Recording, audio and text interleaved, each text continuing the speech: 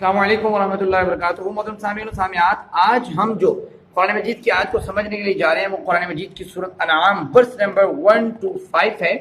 کہ آپ یہاں سے اندازہ کریں کہ جس زمانے میں قرآن مجید نازل ہوا، لوگوں کا خیال تھا کہ جو شخص بلندی کی طرف جاتا ہے اسے زیادہ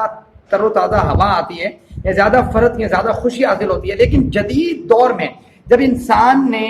جہاز ایجاد کر لیا اور انسان جو ہے 30 سے 40 ہزار فٹ کی بلندی پر پرواز کرنے لگا، وہاں بھی اسے احساس ہوا کہ اس کو گھٹن فیل ہو رہی ہے، اور اس کی گھٹن کی وجوہات بیان کی گئی کہ وہ آکسیجن کی کمی ہے۔ اس چیز کو اللہ تعالیٰ نے 1450 سال پہلے کہ جب آکسیجن اور کاربن ڈائی آکسائڈ کا کوئی کنسیپٹ نہیں تھا،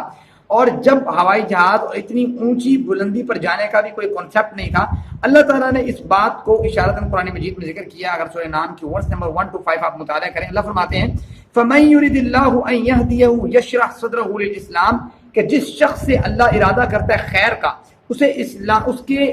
سینے کو اسلام کے لیے کھول دیتا ہے۔ وَمَن يُرِدْ أَن يُضِلَّهُ، اور جس شخص سے ارادہ کرتا ہے اللہ تعالیٰ کہ اسے گمراہ کرے، يَجْعَلْ صَدْرَهُ، اللہ اس کے سینے کو بنا دیتا ہے ضيقاً، تنگ بنا دیتا ہے، حرجن،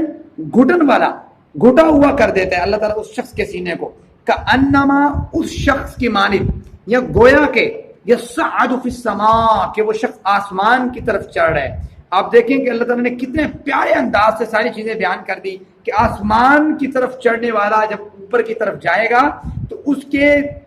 اندر گھٹن محسوس ہوگی، کہ جس طرح آسمان کی جانب چڑھنے والا، اوپر جانے والا، اس کو آکسیجن کی کمی ہونے کی وجہ سے اس کو گھٹن محسوس ہوتی ہے۔ اللہ تعالیٰ جس شخص کے ساتھ، جس شخص کو جو ہے نا گمراہ کرنا چاہتے ہیں، اس شخص کے سینے کو اسی طرح تنگ اور گھٹن والا کر دیتے ہیں کہ جس طرح